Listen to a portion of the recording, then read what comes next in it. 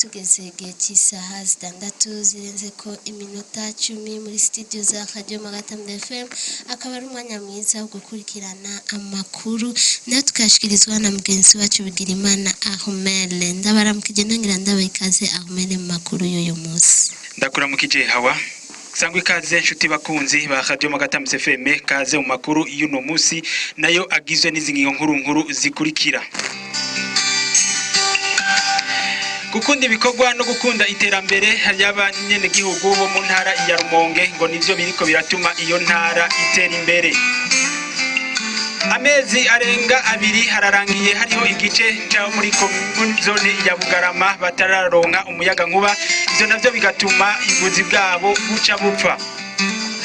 Muri kino gihe twimirije umunsi mukuru wa Pasika, abantu bari mu bukene butagira izina ngo abantu benshi bariko baritegurira uwo munsi mukuru.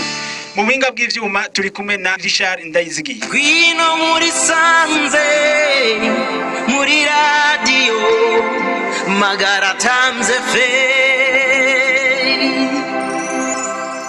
Ndasubiye kubaramutsa makuru y'uno munsi, mukaba tugiye kuyashikirizwa na Bigirimana Ahmed hamwe na Dismasi ntiranye bagira.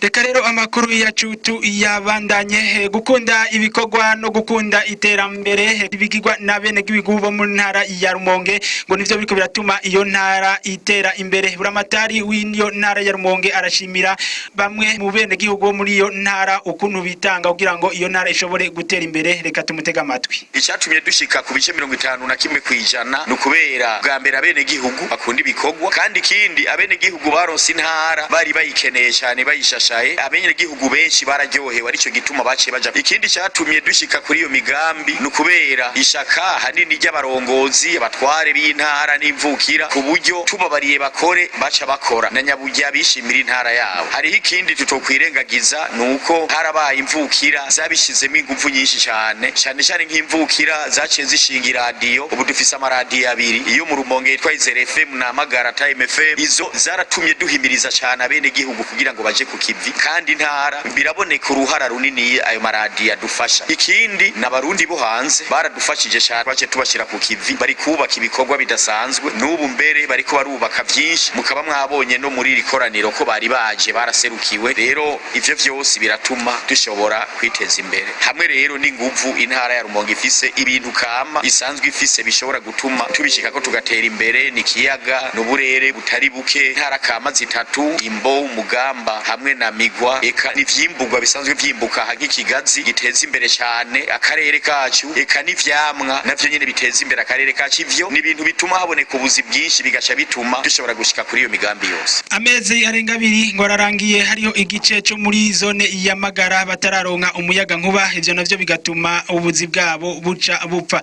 Fisto numwe yiyungunganya hakoresheje umuyaga nkuba mu gusharija amatelefone hamwe n'ibindi, aravuga ko hariho ibikorwa bimwe biriko biramugora bikamusaba kurondera groupe nayo ikaca imutwara igicoro cishi. Reka tumutega amatwi, akaba ari nkuru dukesha mugenzi wacu Hawa Bukuru. Murabona ko kwisoko tumaze amezi arenga 2 atamuyaga nkuba dufise. Naragerageje kwinsanasana ngo nkoreshe groupe, ariko ntibyakunze. Nasanze igitoro nkoresha ari cishi kandi ngaca nkora ndumwe. Nararavye abandi twofadikanya ndababura, bica bituma mbonye ko ntari bushobore kuri igitoro ngo nongere ndonka gasabune ca ndabakono no kwiyunguruza gatoyi mu gihe umuyaga nkuba utaraboneka kuruzi. Akazi kanje ndashimira Imana kuko jewe sindima, karantonze kantongiye umuryango, ndetse n'utundi dukenerwa amafaranga, ari umwana gwaye ari kumwambika n'ibindi byose. Akazi kanje karabinkorera, nta handi nisumamwo nahanyene. Rero uwo mwuga n'ukuri n'abawukora ndabatera intege gose, bagira umutima mwiza,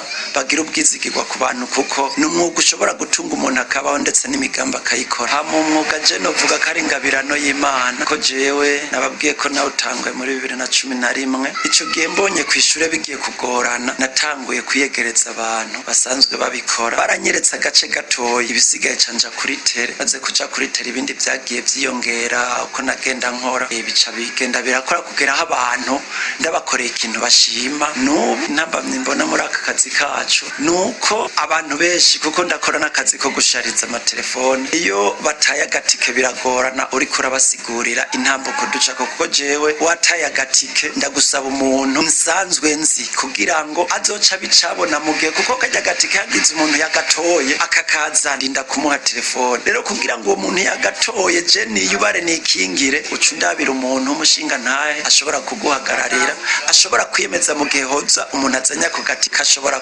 kubisura ko telefone yagombaho ngo abantu muri kino gihe bari mu bukene bugeje n'ubukene butagira izina ivyo navyo bikaba bigaragara muri kino gihe twimirije gushikira umunsi mukuru wa Pasika aho abantu benshi batariko barawitegurira neza Hafashimana adandaza impuzu ati ivyo nibiriko biraba ubu ati mu myaka yahera siko vyahora kuko ariko arabona yuko atabantu bariko baraza kugura impuzu kugira ngo bashobore kwitegurira uwo munsi mukuru reka tumumvirize oya vraiment iyi Pasika mbona menga itandukanye n'indi minsi mikuru ko bwanje mbona menga sineza vraiment sineza sinzi kibazo bafise sinzi ko ari ubukene n'icyari cyo niko ndayibona vraiment kuko impuzu ntabwo zidandazwa nk'ibiharage canke imiceri abantu bo umuhaye nk'impuzu amaze kuyambara kugira iha vyogora vraiment kiretse arubuze kuyifata akariha make wowene kirumvikana muga ideni ku mpuzu ico kintu ntigikorwa vraiment namba byanebora kuko abenshi arabakosi bibanda n'abadakoshe gereyo bukoshe ukenera kujya ukenera kuriha bamva rero taronsa bakiriye ni gwaruhombo nyene niyo ntambamye vraiment haba kandi babana amatike kira kwa kabiri umuntu ariha ku kwezi umuntu akariha ni ku mwaka igitasi cy'umwaka umuntu akariha numva yose n'amahera akenerwa kiramwa nta kintu umuntu yasa kuko byose biva mu buryo bw'abanyagihugu ya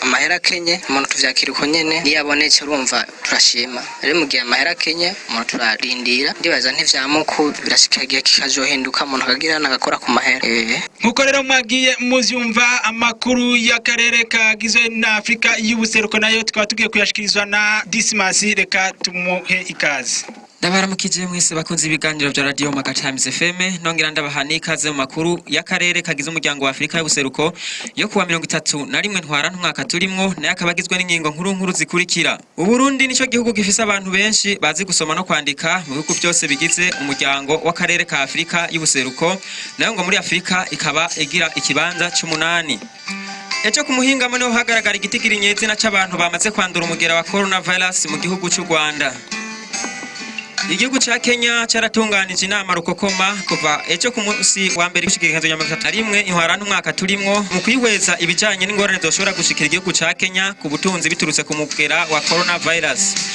Mu buhinga bw'ivyuma muri ko mwifashwamo na Richard Ndayizigiye mu mwanya urumerumara nido ryano makuru. Gwino muri sanze muri radio Magara Times FM Nangiye kubaha ikaze Uburundi nico gihugu gifise abantu benshi bazi gusoma mu byose bigize umuryango wa Afrika y'ubuseruko ngo muri Afrika yose naho ico gihugu cy'u Burundi kikaba kigira ikibanza c'8 mu bantu bazi gusoma no kwandika ivyo bikaba biri mu cegeranyo c'ikigo gikora ibijanye n'ibiharuro ku isi ico bita statistique mu rurimi rw'ifaransa amakuru yacu tuyatandukire mu gisata c'amagara y'abantu ejo ku muhingamo niho hagaragara igitigiri nyezina c'abantu bamaze kwandura umugera wa coronavirus mu gihugu cy'u Rwanda amakuru dukura ku rubuga ngurukana bumenyi kuri wezi 3 akaburungu radio yacu akaburungu.com yemeza ko igitigiri c'abantu bamaze kwandura umugera wa coronavirus mu gihugu cy'u Rwanda bamaze kugera ku bantu 70 leta y'u Rwanda itera kama bene gihugu kudakoresha imiti batandikiwe n'abaganga kandi yongera igira ko iremesha na bene gihugu ko batota ivyizigiro ngo baranduka umutima kubijanye n'ico kiza ca coronavirus igihugu ca Kenya carakoranije inama rukokoma kuva ku munsi w'ejo igenekezo rya 30 gushika uyu munsi igenekezo rya 31 ntwara n'umwaka turimwo mu ntumbero yo kwihweza bimwe mu bishobora kuba intambamyi ku butunzi bw'ico gihugu biturutse ku kiza ca coronavirus iyo nama rero ikaba yabereye ahitwa